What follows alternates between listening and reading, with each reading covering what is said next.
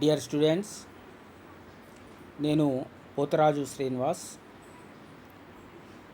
Lecturer in public administration, SRNK government degree college, Banswada. ఈరోజు మనం new public administration Minnowbrook perspective అనబడేటువంటి అంశాన్ని చర్చించుకుందాం. న్యూ పబ్లిక్ అడ్మినిస్ట్రేషన్, నూతన ప్రభుత్వ పాలన, మిన్నోబ్రూక్ పర్స్పెక్షన్ అంటే మిన్నోబ్రూక్ సమ్యక్ దృష్టి, లేకపోయినట్లయితే మిన్నోబ్రూక్ దృష్టికోణం అనబడేటువంటి అంశాన్ని కూలంకషంగా డిస్కస్ చేద్దాం. 1960వ దశాబ్దంలో ప్రభుత్వ పాలనా శాస్త్రం యొక్క విస్తరణ మార్పుల దిశగా పేర్కొనడం జరిగింది. ఈ విస్తరణ మార్పులు ప్రభుత్వ స్థాయిల్లోనూ పరిపాలనా వ్యవస్థల్లోనూ విద్యా విషయక కృషికి సంబంధించినవిగాను పేర్కొంటారు. ఈ కాలంలో సామాజిక, ఆర్థిక, రాజకీయ సంక్షోభ పరిస్థితులు మనోవిజ్ఞాన, సమాజ, రాజనీతి శాస్త్రాలతో పాటు పాలనా శాస్త్రాన్ని, పబ్లిక్ అడ్మినిస్ట్రేషన్ను ఇతోధికంగా ప్రభావపరిచినాయి.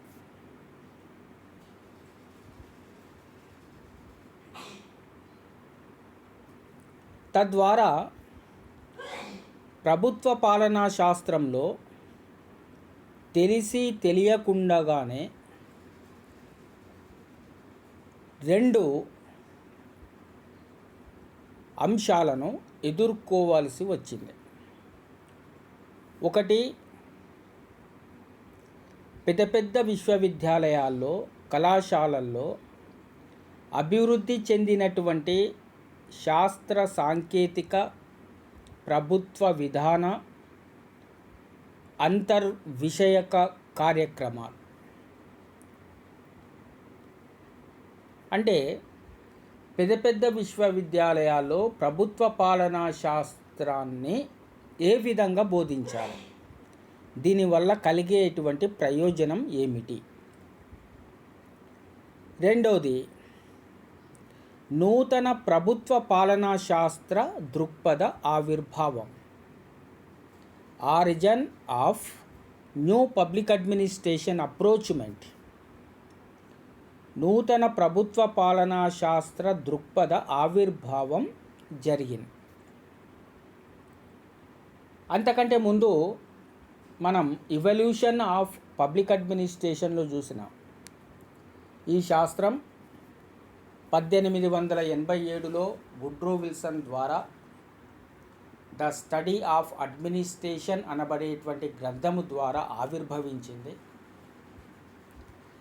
ఎల్డి వైట్ రచించినటువంటి introduction to the study of administration, Willoughby రచించినటువంటి ప్రిన్సిపల్స్ ఆఫ్ పబ్లిక్ అడ్మినిస్ట్రేషన్, వీటి ద్వారా ఈ శాస్త్రానికి పరిచయం, సూత్రాలు ఏర్పడినాయి. The papers on the public administration అనే గ్రంథము ద్వారా లూథర్ గల్లిక్, లిండాల్ వుర్విక్ రచించినటువంటి ఈ గ్రంథము ద్వారా the papers on the public administration ప్రభుత్వ పాలనా శాస్త్రముపై పత్రాలు గ్రంథము ద్వారా పోస్ట్ కార్బ్ అనబడేటువంటి దృక్పథం ఆవిర్భవించింది. తదనంతరం సాంప్రదాయ దృక్పథం, పాలనా నిర్వహణ దృక్పథం,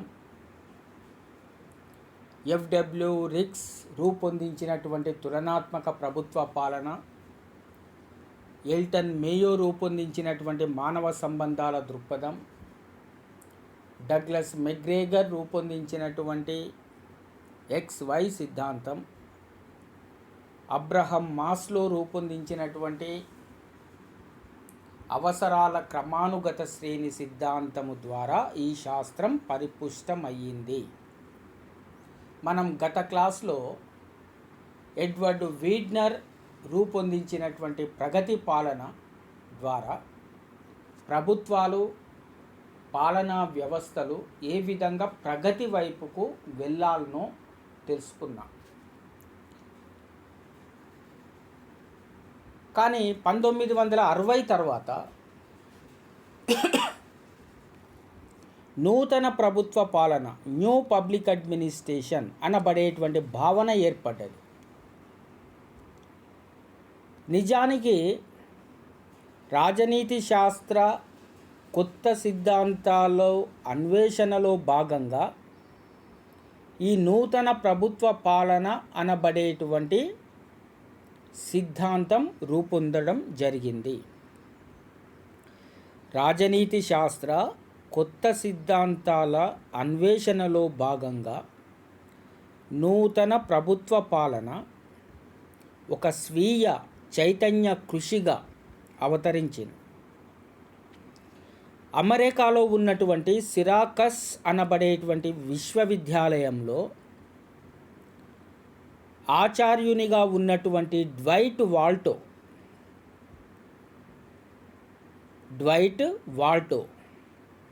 అనబడేటువంటి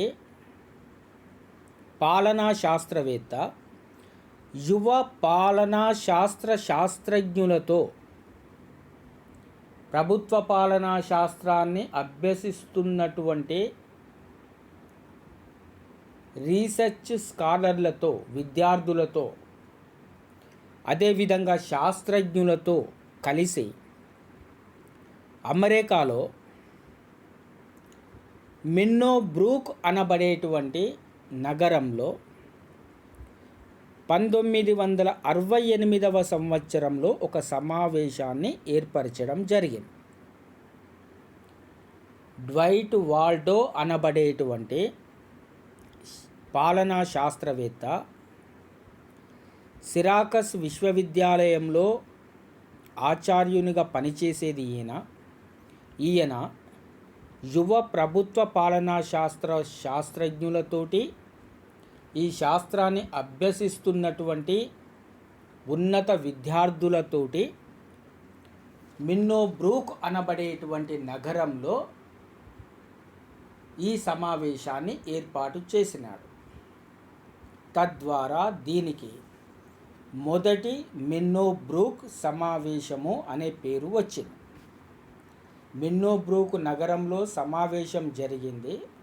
ఆ సమావేశంలో ఈ పాలనా శాస్త్రజ్ఞులు అందరూ కలిసి ఒక దృష్టికోణాన్ని, ఒక సమ్యక్ దృష్టిని అన్వేషించడం జరిగింది, చర్చించుకోవడం జరిగింది.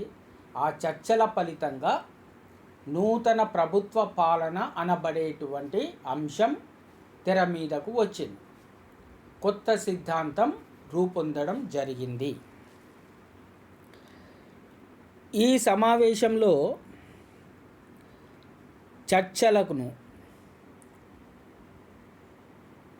జరిగినటువంటి సారాంశాలను కూలంకషంగా 1971లో ఫ్రాంక్ మారిని పుస్తకముగా ప్రింట్ చేయడం జరిగింది, ప్రచురించడం జరిగింది. 1971 సంవత్సరంలో ఫ్రాంక్ మారిని ఈ చర్చల యొక్క సారాంశాన్ని ఒక పుస్తకంగా అచ్చు వేయించడం జరిగింది. ఆ పుస్తకానికి గల పేరు ఏమిటి అంటే the new public administration the Minnowbrook perspective. The new public administration, the Minnowbrook perspective అనబడేటువంటి పేరుతోటి ఈ గ్రంథాన్ని రూపొందించడం జరిగింది. దీనిని నూతన ప్రభుత్వ పాలన అధ్యయనంలో మూల గ్రంథంగా పేర్కొనడం జరుగుతూ ఉంటుంది. తద్వారా మిన్నో బ్రూక్ సమావేశం 1968లో డ్వైట్ వాల్టో సెరాకస్ యూనివర్సిటీలో ప్రొఫెసర్గా పనిచేస్తున్నటువంటి డ్వైట్ వాల్డో అధ్యక్షతన జరిగింది. ఈ సమావేశంలో పరిపాలనలో విలువలు, నీతి నియమాలు, మంచి ప్రవర్తన, వ్యవస్థలో వ్యక్తి యొక్క అభివృద్ధి, ఉద్యోగ స్వామ్యముతోటి ఆశ్రితుల అంటే ప్రజల సంబంధం వంటి ప్రశ్నలు లేవనెత్తి చర్చించడం జరిగింది. అంటే ప్రభుత్వాలను నడిపేటువంటి రాజకీయ నాయకులు కానీ, పరిపాలనలో పాలు పంచుకునేటువంటి ఉన్నత ఉద్యోగ బృందము కానీ ఎలాంటి విలువలు, నీతి నియమాలు, మంచి ప్రవర్తన, అదేవిధంగా ఉద్యోగులతోటి ప్రజలకు మధ్య గల సంబంధం ఏ విధంగా ఉండాలి అన్న ప్రశ్నలను లేవనెత్తి చర్చించడం జరిగింది. అంతేకాకుండా నగరీకరణ, సాంకేతికత, హింస వంటి ప్రధాన సమస్యలను కూడా చర్చించినారు.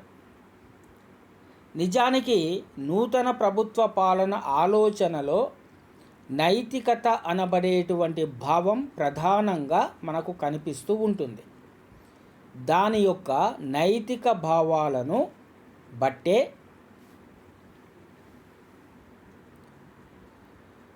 న్యూ పబ్లిక్ అడ్మినిస్ట్రేషన్ యొక్క లక్ష్యాలను ఏర్పరచుకోవడం జరిగింది.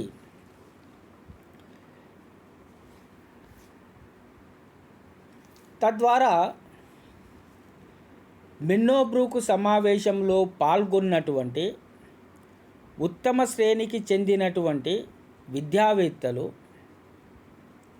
తాము అభ్యసించినటువంటి ప్రభుత్వ పాలనా శాస్త్ర సిద్ధాంతాలను సవాలు చేయడం జరిగింది.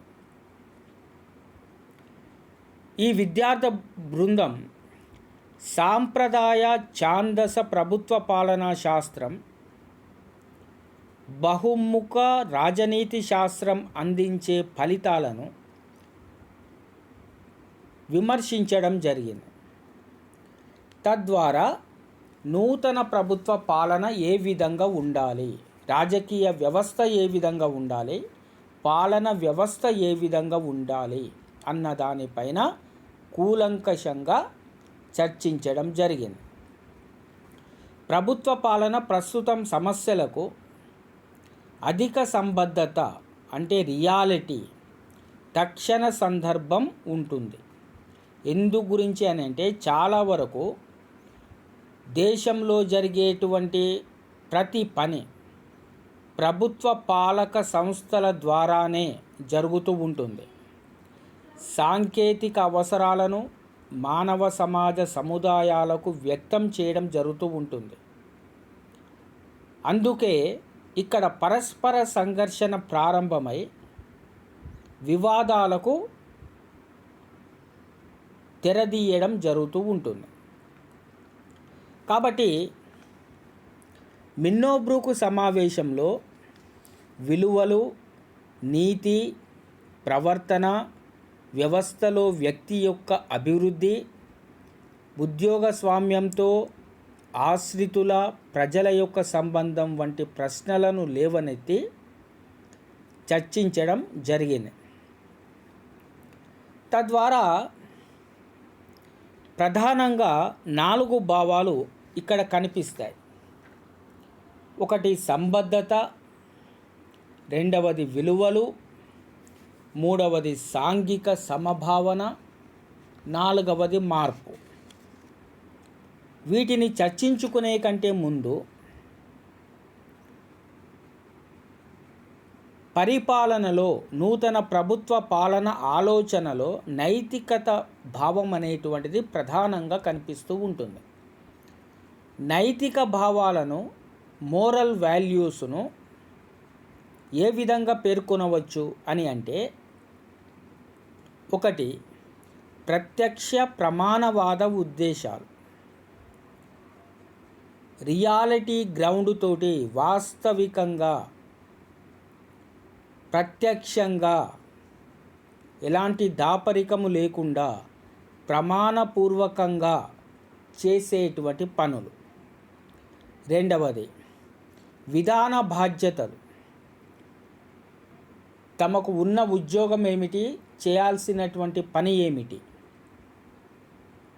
ఈ రకంగా విధాన బాధ్యతలను నెరవేర్చడం. మూడవది వ్యవస్థలో మార్పు, వ్యవస్థ సక్రమంగా ఉన్నదా లేదా, లేకపోయినట్లయితే దాన్ని మార్చాల్సినటువంటి అవసరం ఉన్నదా, అవసరం ఉన్నప్పుడు వ్యవస్థలో మార్పులను తీసుకొని రావడం. కారణం ఏమిటి అంటే, కాలానుగుణంగా మార్పులు వస్తూనే ఉంటాయి. మార్పులు అనేటువంటిది సహజ సిద్ధం. మార్పులకు అనుగుణంగా పరిపాలనా వ్యవస్థలను తీర్చిదిద్దాలి.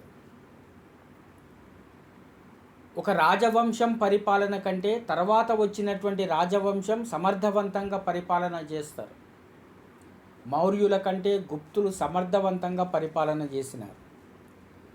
గుప్తుల తర్వాత వచ్చిన మొఘళ్ళు మరింత పటిష్ట పరిపాలనా వ్యవస్థను ఏర్పరిచినారు. వాళ్ళకంటే మిక్కిలిగా బ్రిటిష్ వాళ్ళు మరింతగా పరిపాలన వ్యవస్థను సక్రమంగా తీర్చిదిద్దినారు. వీటన్నింటి అనుభవాలను దృష్టిలో పెట్టుకొని భారత రాజ్యాంగం ఈ దేశ ప్రజలకు అనుగుణంగా రాయడం జరిగింది. కాబట్టి వ్యవస్థలో మార్పులను ఎప్పటికప్పుడు స్వీకరించాలి. నాలుగవది వికేంద్రీకరణ. పరిపాలనా వ్యవస్థను మ్యాక్సిమం వీలైనంత వరకు వికేంద్రీకరించాలి. అధికారాలు మొత్తం కూడా ఒకే ప్రభుత్వం చేతిలో గనక ఉన్నట్లయితే ఆ ప్రభుత్వానికి అధిక పనిభారం అవుతుంది, కాలయాపన అవుతుంది, అవినీతి ఏర్పడుతూ ఉంటుంది, సమర్థవంతంగా ప్రజలకు సేవలు లభించవు. కాబట్టి పరిపాలనను వీలైనంత వరకు వికేంద్రీకరించాలి. కేంద్ర ప్రభుత్వం ఉండాలి, దేశం మొత్తానికి కలిపి పరిపాలనా సౌలభ్యం కోసం రాష్ట్రాలను ఏర్పాటు చేయాలి. రాష్ట్రాల యొక్క విస్తీర్ణం, జనాభా కూడా ఎక్కువగా ఉంటారు కాబట్టి వాటిని మళ్ళీ జిల్లాలుగా విభజించాలి. జిల్లాలను మళ్ళీ మండలాలుగా విభజించాలి. గ్రామ స్థాయికి ఒక గ్రామం అనబడేటువంటి యూనిట్ ఉండాలి. ఇన్ని రకాల ప్రభుత్వాల మధ్యన అధికారాలను విభజించాలి. దీనినే వికేంద్రీకరణ అని పిలుస్తారు. వికేంద్రీకరణ ద్వారా ప్రజల భాగస్వామ్యం పెరుగుతుంది, పరిపాలనలో చిత్తశుద్ధి ఏర్పడుతుంది, నీతి నియమాలు ఏర్పడతాయి. అంతిమంగా ప్రజాస్వామికపరమైనటువంటి భావన ఏర్పడడానికి అవకాశం ఉంటుంది.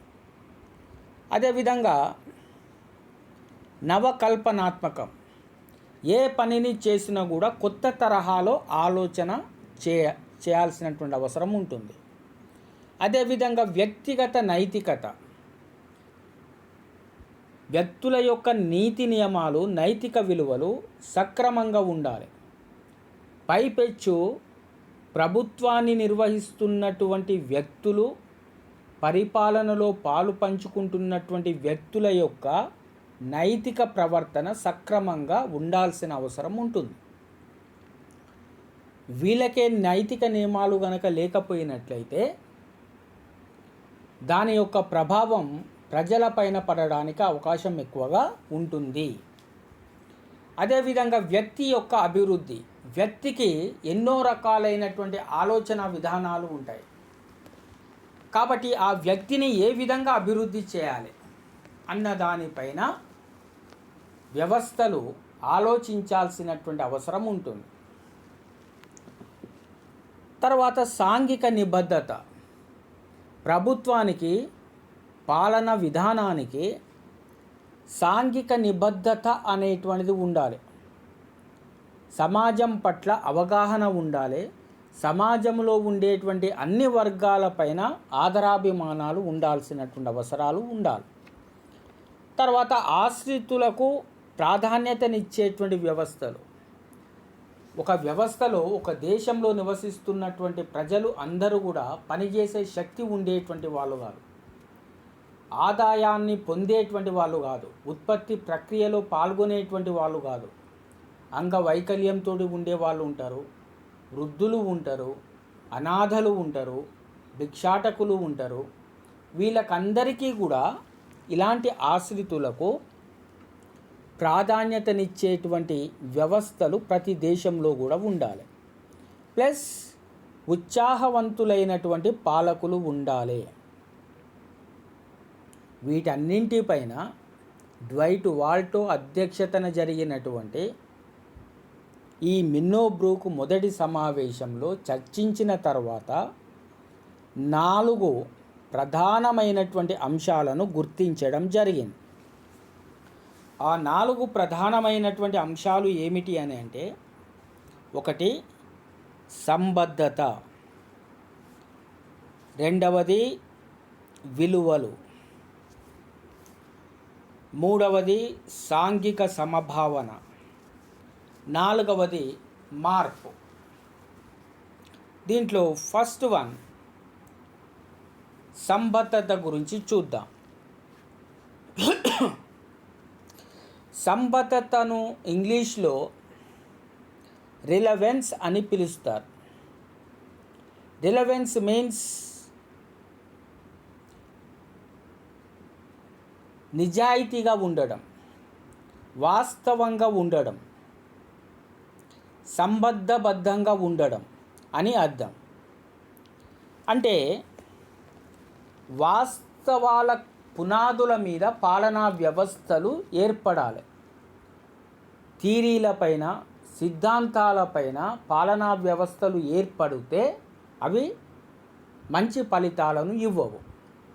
ప్రజల యొక్క పరిస్థితులను దృష్టిలో పెట్టుకొని, పరిసరాలను దృష్టిలో పెట్టుకొని, ప్రజల యొక్క ఆర్థిక, సాంఘిక, రాజకీయ, సాంస్కృతిక, మత అంశాలను దృష్టిలో పెట్టుకొని నిర్ణయాలను తీసుకోవాలి. అదే నూతన ప్రభుత్వ పాలన అని పేర్కొనడం జరిగింది.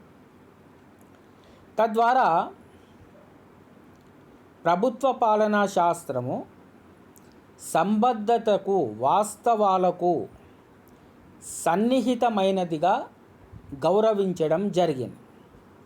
అయితే ప్రభుత్వ పాలనా శాస్త్రము ఆనాటి కాలంలో 1968లో ఈ సమావేశం జరిగింది. ఆ కాలంలో అసంబద్ధంగా మారిందని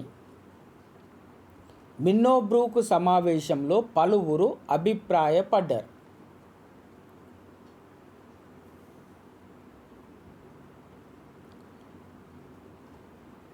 అదేవిధంగా toward a new public administration అనబడేటువంటి గ్రంథంలోని మొదటి అధ్యాయము ప్రభుత్వ పాలనా శాస్త్ర అధ్యయన సంబద్ధత పునరుద్ధరణకు సంబంధించింది.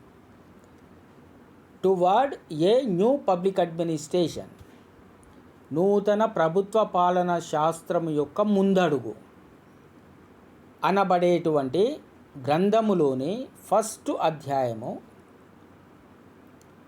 ప్రభుత్వ పాలనా శాస్త్రం యొక్క సంబద్ధత, వాస్తవాలకు పునరుద్ధరణకు ప్రాధాన్యతనివ్వడం జరిగింది.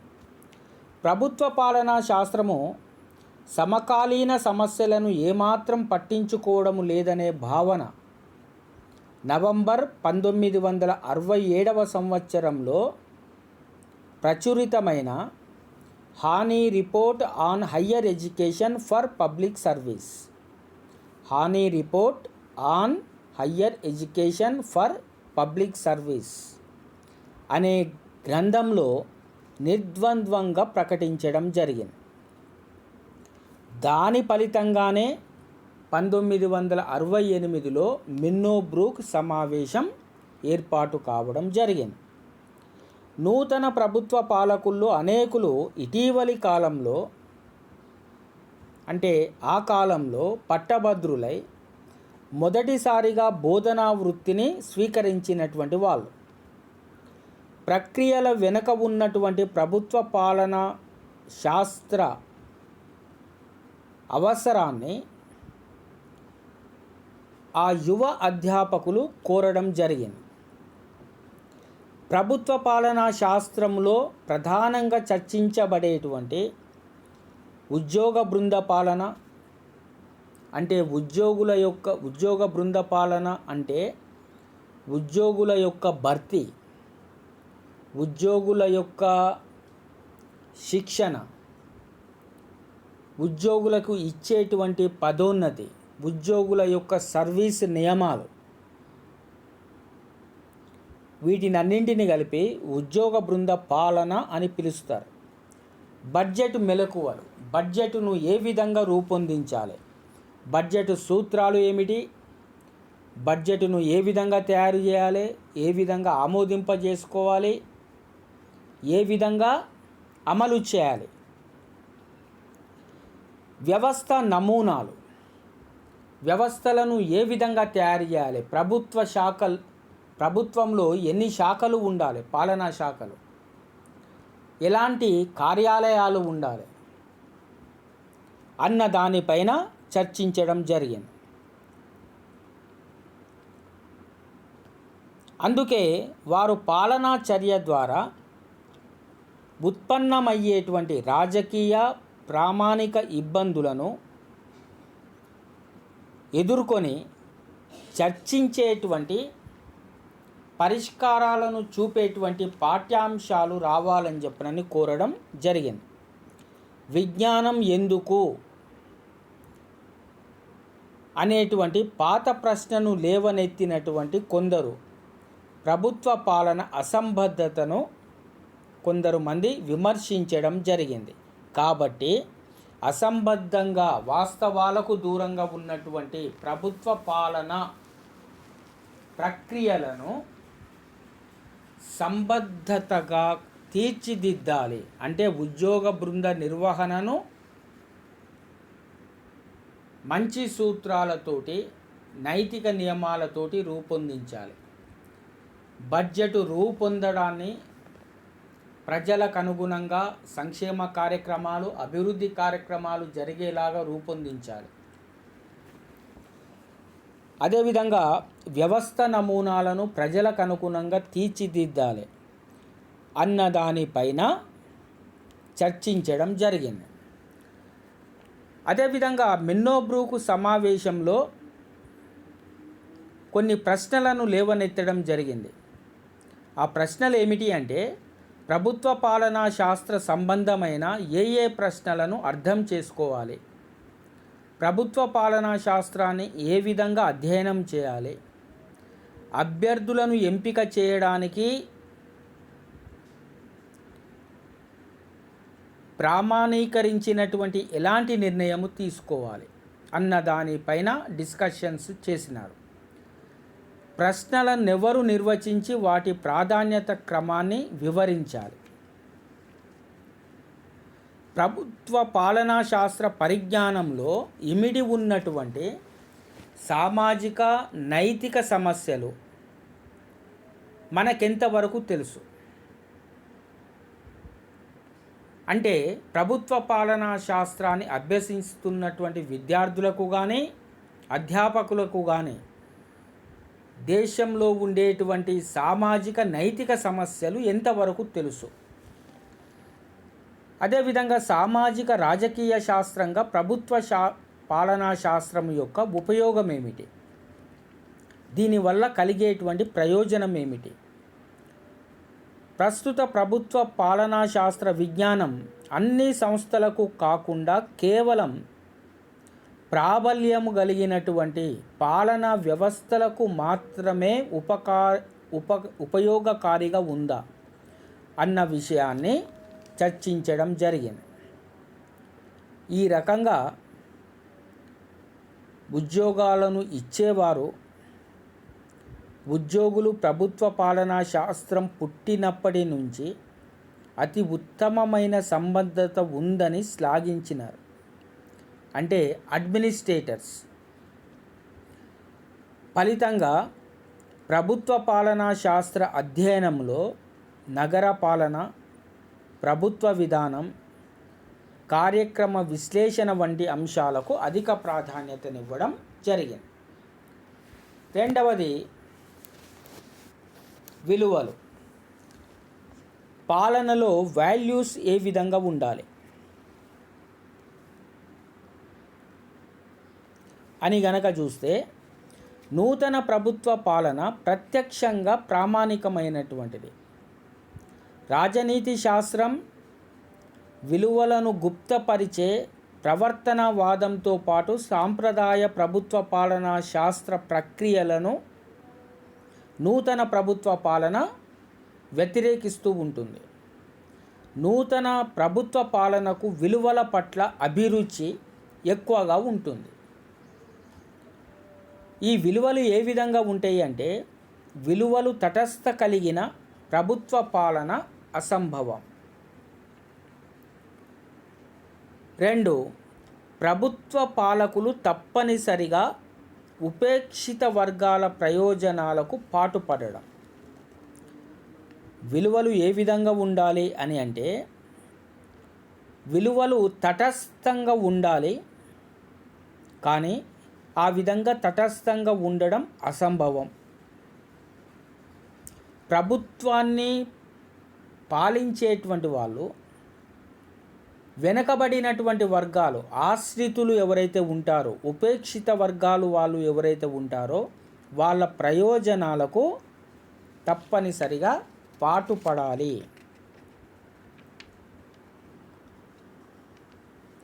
తద్వారా నైతిక విలువలను విస్మరించి కార్యాచరణకు సంబంధించిన అపరాధాలను తప్పనిసరిగా తప్పించడం పాలకులకు సాధ్యం కాదు. కాబట్టి విలువలు అనేటువంటివి నిష్పాక్షపాతంగా ఉండాలి. ఆ విలువలు ఎంతవరకు ఉంటాయి? తటస్థత ముసుగుతోటి విలువలను పక్కదారి పట్టించే అవకాశం గనక ఉంటుందా అన్న దానిపైన ఈ సమావేశంలో చర్చించడం జరిగింది.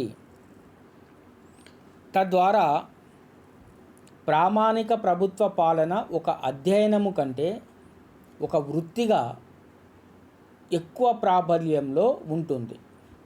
నూతన ప్రభుత్వ పాలకులు ఒకవైపు బలమైనటువంటి సాంఘిక ప్రమాణాలపై తిరగబడుతూనే మరోవైపు ప్రభుత్వ పాలనా శాస్త్ర విద్య విషయక బాధ్యతలను నిర్వర్తించాలి. అందుకే నూతన ప్రభుత్వ పాలకుడు తక్కువ సాధారణంగా, ఎక్కువ ప్రజాహితంగా, తక్కువ వివరణాత్మకంగా, ఎక్కువ నివారణోపాయంగా, తక్కువ సంస్థోన్ముఖంగా, ఎక్కువ ఆశ్రితోన్ముఖంగా, తక్కువ తటస్థంగా, ఎక్కువ ప్రమాణబద్ధంగా ఉండాలని జార్జ్ ఫ్రెడరిక్సన్ అనబడేటువంటి శాస్త్రవేత్త పేర్కొన్నాడు. ఇక్కడ విలువలకు సంపూర్ణమైనటువంటి డెఫినేషన్ను జార్జ్ ఫ్రెడరిక్సన్ అనబడేటువంటి శాస్త్రవేత్త ఇవ్వడం జరిగింది. ఏమనిచ్చినాడు? నూతన ప్రభుత్వ పాలకుడు తక్కువ సాధారణంగా, అంటే పాలకుడుగా ఎన్నుకోబడేటువంటి వ్యక్తి అమోఘమైన శక్తి సామర్థ్యాలతోటి ఉండాలి, కానీ సాధారణ వ్యక్తి వలె ఆలోచనలు ఉండకూడదు. ఎక్కువ ప్రజాహితంగా ఉండాలి. ప్రజలకు అనుకూలంగా, ప్రజలకు మేలు చేసే విధంగా ఉండాలి. తక్కువ వివరణాత్మకంగా ఏదైనా ఒక విషయం ఉన్నట్లయితే వెంటనే దాన్ని తేల్చేయాలి. కానీ అది ఎందుకు జరిగింది, ఎలా జరిగింది అన్న దానిపైన తర్కం చేస్తూ వివరణాత్మకంగా ఉండకూడదు. ఎక్కువ నివారణోపాయంగా ఉండాలి. ఎక్కువగా సమస్యలు వచ్చినప్పుడు ఆ సమస్యలను నివారించే దశలాగా ఉండాలి. తక్కువ సంస్థోన్ముఖంగా ఉండాలి. సంస్థకు కొన్ని విలువలు, కొన్ని కట్టుబాట్లు, కొన్ని నిబంధనలు ఉంటాయి. ప్రతి అంశంలో సంస్థ యొక్క నియమాలను పాటిస్తే ప్రజలకు మేలు జరగదు. వాస్తవాలకు అనుగుణంగా పనిచేయాలి. ఎక్కువ ఆశ్రితోన్ముఖంగా పనిచేయాలి. ఎక్కువగా ఆశ్రితులకు అనుకూలంగా పనిచేయాలి. తక్కువ తటస్థంగా ఉండాలి. అందరినీ సమానము అంటే కుదరదు. పేదవాళ్ళను, బలహీనులను ఆదుకునేలాగా ఉండాలి. ఎక్కువ ప్రమాణబద్ధంగా ఉండాలి. నీతి నియమాలతోటి ప్రమాణపూర్వకంగా ఉండాలి అని దానినే విలువలతో కూడినటువంటి పాలకుని యొక్క లక్షణం, రాజకీయ నాయకుని యొక్క లక్షణం అని జార్జ్ ఫ్రెడరిక్సన్ అనబడేటువంటి శాస్త్రవేత్త పేర్కొన్నాడు. ఇక నూతన ప్రభుత్వ పాలనలోని 3వ భావం ఏమిటి అంటే సాంఘిక సమభావన, సోషల్ హార్మనీ. సోషల్ హార్మనీ అంటే ఏమిటి అని అంటే విలువలకు ప్రాధాన్యతనిచ్చే నూతన ప్రభుత్వ పాలన ఏ విలువలకు సంబంధించిన సేవలు అందించాలో ఖచ్చితంగా నిర్ణయించుకోవాలి. ప్రభుత్వ పాలనకు ప్రధానంగా పంపిణీ సంబంధ విధులతోటి అవినావభావ సంబంధం ఉంటుంది. దేశంలో ప్రధానంగా ఆర్థిక పరంగా ఉత్పత్తి, పంపిణీ, వినియోగం అనేటువంటిది జరుగుతూ ఉంటుంది. ఉత్పత్తిని పెట్టుబడిదారులు చేస్తారు, పారిశ్రామికవేత్తలు చేస్తారు. వస్తూత్పత్తులు, ఆ వస్తూత్పత్తులను పంపిణీ చేయాల్సినటువంటి బాధ్యత ప్రధానంగా పంపిణీ నిర్వహణ సూత్రాలను రూపొందించాల్సిన బాధ్యత ప్రభుత్వం పైన ఉంటుంది. ఆ వస్తువులను వినియోగించేటువంటి వాళ్ళు ప్రజలు. కాబట్టి పెట్టుబడిదారులు ఉత్పత్తి చేసిన వస్తువులను పంపిణీ విధానాన్ని సరిగ్గా రూపొందించాలి. ఏ విధంగా రూపొందించాలి? సాంఘిక సమభావన దృష్టితోటి, అంటే సోషల్ హార్మనీ కాన్సెప్టులో సమాజంలో ఉండే అందరు వ్యక్తులకు ఆ ఉత్పత్తులను సమానంగా అందేలాగా చూడాలి. దీన్ని ఒక రకంగా చెప్పాలి అని అంటే ఆర్థిక సమానత్వం కోసం కృషి చేయాలి అనేటువంటి భావన ఇందులో ఇమిడి ఉంది. అంతేకాకుండా ప్రభుత్వ సంస్థల్లో రాజకీయ సంఘర్షణలు, జయాపజయాల యొక్క ఫలితాలను ఎప్పటికప్పుడు గమనిస్తూ ఉండాలి. గరిష్ట స్థాయి సామాజిక సమానత్వాన్ని సమర్థిస్తూ సమాజంలో అన్ని కులాలు, అన్ని మతాలు అన్నీ కూడా సమానంగా ఉండాలని చెప్పని సమర్థిస్తూ ట్రాడ్ లా ఫోర్డ్ అనబడేటువంటి వ్యక్తి ఏమని అన్నాడు అంటే వ్యవస్థ లోపల బయట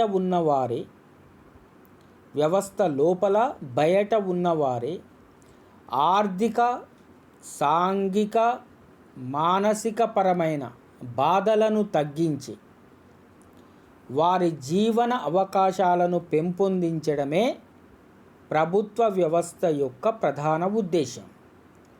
ప్రభుత్వ పాలకులకు తప్పనిసరిగా సామాజిక, న్యాయపరమైన పూర్తి యథార్థ అవగాహన ఉండాలి అని ఈ లా ఫోర్డ్ అనబడేటువంటి పాలనా శాస్త్రవేత్త పేర్కొనడం జరిగింది.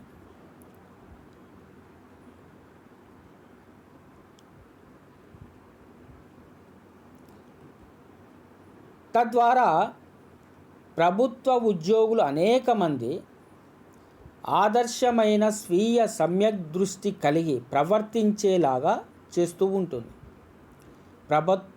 ప్రభుత్వ ఉద్యోగులకు ఆదర్శంగా ఉండాలి అనబడేటువంటి స్వయం భావన ఏర్పడి ఆ విధంగా ప్రవర్తించేలాగా ప్రయత్నం చేస్తూ ఉంటుంది.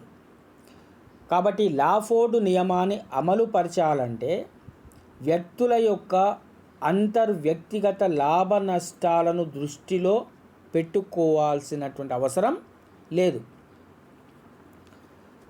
తద్వారా ఈ రూపకల్పనలో సమాజం తప్పిదాలను సవరించడానికి అధికారం గలవారి అధికారాన్ని ప్రభుత్వ పాలన ఎదుర్కోవాల్సినటువంటి అవసరం ఉంటుంది. అతి ప్రమాదకరమైన రాజకీయ నైతిక ఇబ్బందులు ఏర్పడినప్పుడు ఈ సాంఘిక సమభావన అనబడేటువంటి భావన గనక ప్రభుత్వ పాలకులలో చొప్పించినట్లయితే తప్పనిసరిగా వ్యవస్థ లోపల మార్పు అనేటువంటిది ఏర్పడుతూ ఉంటుంది. ఇక లాస్ట్ వన్ భావన మార్పు, చేంజెస్. సామాజిక సమన్యాయ సాధనకు గాను ప్రభుత్వ పాలకుల ద్వారా మార్పుకు తగిన క్రియాశీలక ప్రోత్సాహం ఉండాలి. ప్రభుత్వ వ్యవస్థల్లో సాధారణంగా బలమైనటువంటి వర్గాల ప్రయోజనాలకు అనుగుణంగానే పనిచేస్తూ ఉంటుంది. అయితే నూతన ప్రభుత్వ పాలన శాస్త్రాన్ని అభ్యసించడం వల్ల మార్పు అనేది మార్పు కోసమే, బలహీన వర్గాల ప్రయోజనం కోసం, బలవంతులైనటువంటి వర్గాల యొక్క ప్రయోజనాలను వదిలిపెట్టేసి బలహీన వర్గాల ప్రయోజనాల కోసం అనేటువంటి మార్పు కోసం అభిప్రాయం ఏర్పడుతూ ఉంటుంది. తద్వారా మార్పు రావడం వల్ల సంస్థలు శాశ్వతంగా తమకు తాము కొనసాగే అధికార కేంద్రాలుగా ఆవిర్భవిస్తాయి, ఆచరణ లోపలికి వస్తాయి. అందుకే నూతన ప్రభుత్వ పాలకులు మార్పును పాలన జీవనంలో నిరంతరంగా కొనసాగే ఒక యథార్థ లక్షణంగా, కంటిన్యూయస్ ప్రాసెస్గా పేర్కొనడం జరిగింది. ఈ విధంగా మిన్నోబ్రూక్ సమావేశ సభ్యులు తరచుగా ది టెంపరరీ సొసైటీ అనే గ్రంథాన్ని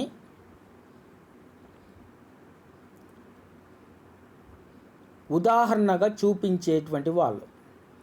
ఈ గ్రంథంలో ఉద్యోగస్వామ్య దోపిడీని నిరోధించడానికి మార్పు అనేటువంటిది అవసరము అని వీళ్ళు అభిప్రాయపడడం జరిగింది. అయితే నూతన ప్రభుత్వ పాలకులు మాత్రం మొదటి ప్రయత్నంలోనే, మొదటి సమావేశంలోనే సక్సెస్ కాలేకపోయినారు. కానీ ఈ సమావేశ ఫలితంగా 1968లో జరిగినటువంటి మొదటి మిన్నోబ్రూక్ సమావేశ ఫలితంగా చివరికి ప్రతి 20 సంవత్సరాలకు ఒకసారి ప్రపంచవ్యాప్తంగా పరిపాలనలో, పాలనా వ్యవస్థల్లో, ప్రభుత్వ నిర్మాణాల్లో వస్తున్నటువంటి మార్పులను చర్చించాలి అని ఒక గొప్ప నిర్ణయాన్ని తీసుకోవడం జరిగింది. ఆ నిర్ణయం ప్రకారం 1968లో మొదటి మిన్నోబ్రూక్ సమావేశం జరిగింది. అదేవిధంగా తర్వాత 20 సంవత్సరాల కంటే 1988వ సంవత్సరంలో అదే మిన్నోబ్రూక్ నగరంలో రెండవ మిన్నోబ్రూక్ సమావేశం జరిగింది. తిరిగి మళ్ళీ 20 సంవత్సరాలకు 1908వ సంవత్సరంలో మూడవ మిన్నోబ్రూక్ సమావేశం జరిగింది. భవిష్యత్తులో 2028వ సంవత్సరంలో కూడా మిన్నోబ్రూక్ సమావేశం, 4వ సమావేశం జరుగుతూ ఉంటుంది. కారణం ఏంటి అంటే ప్రతి 20 సంవత్సరాలకు ప్రపంచవ్యాప్తంగా పెను మార్పులు వస్తూ ఉంటాయి. ఆ మార్పులను గమనించి పరిపాలనా వ్యవస్థలో ఎలాంటి నిర్ణయాలను తీసుకోవాలి అని సంపూర్ణంగా చర్చించేటువంటి వేదిక కాబట్టి ప్రభుత్వ పాలనా శాస్త్రంలో మిన్నోబ్రూక్ సమావేశాలకు అత్యధిక ప్రాధాన్యత ఏర్పడింది. కారణం ఏమిటి అంటే మొదటి మిన్నోబ్రూక్ సమావేశం జరుగుతున్నటువంటి సందర్భంలో రెండవ ప్రపంచ యుద్ధం పూర్తి అయ్యింది.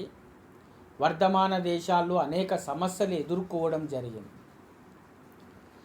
రెండవ మిన్నోబ్రూక్ సమావేశం 1988 సంవత్సరంలో జరిగే సమయంలో అమెరికాలో అనేక రకాలైనటువంటి సమస్యలు వచ్చినాయి. ప్రపంచవ్యాప్తంగా రెండు కూటముల మధ్యన, అమెరికా రష్యా మధ్యన ప్రచ్ఛన్న యుద్ధ పరిస్థితులు పెద్ద ఎత్తున ఏర్పడినాయి. వెనుకబడిన దేశాలు, వర్ధమాన దేశాల యొక్క సమస్యలను చర్చించడం జరిగింది. దీని తర్వాత 2008 మిన్నోబ్రూక్ సమావేశం ప్రపంచవ్యాప్తంగా ప్రైవేటీకరణ, సరళీకరణ,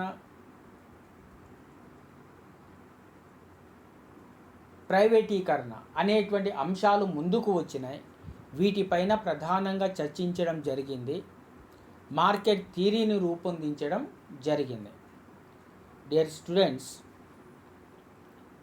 ఈ పాఠ్యాంశంలో నుండి మీకు సెమిస్టర్ ఎగ్జామ్లో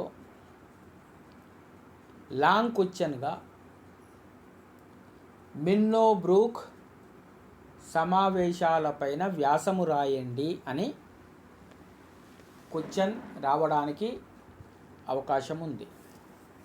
మిన్నోబ్రూక్ సమావేశాలపైన వ్యాసము రాయండి అంటే మొదటి మిన్నోబ్రూక్ సమావేశం గురించి రాస్తూ 1968లో డ్వైట్ వాల్టో అధ్యక్షతన మిన్నోబ్రూక్ సమావేశం జరిగింది. ఈ సమావేశంలో ప్రధానంగా సంబద్ధత, విలువలు, సాంఘిక సమభావన, మార్పు అనేటువంటి అంశాలపైన తీవ్రమైన చర్చ జరిగింది. పరిపాలనలో నూతన పోకడలు పోవాలి, నూతన ప్రభుత్వ పాలన ఉండాలి, కాలం చెల్లినటువంటి వ్యవస్థలను మార్పులను చేసుకోవాలి అని నిర్ణయించుకోవడం జరిగింది అన్న అంశాన్ని ప్రధానంగా రాస్తూ రాబోయే క్లాసుల్లో రెండవ మిన్నోబ్రూక్ సమావేశం, మూడవ మిన్నోబ్రూక్ సమావేశం యొక్క లక్ష్యాలు, చర్చించినటువంటి అంశాల గురించి చెప్పుకుంటాం. వాటిని కూడా రాయాలి. అంటే 3 మిన్నోబ్రూక్ సమావేశాల యొక్క అంశాలను రాయాల్సినటువంటి అవసరం ఉంటుంది. అదేవిధంగా షార్ట్ క్వశ్చన్గా కనుక వస్తే మొదటి లేకపోయినట్లయితే రెండవ మిన్నోబ్రూక్ సమావేశం గురించి మాత్రమే వస్తుంది. ఏదైనా ఒకదాని గురించి అడుగుతాడు. ఈ 2 క్వశ్చన్లను చదువుకుంటే సరిపోతూ ఉంటుంది. దాని తర్వాత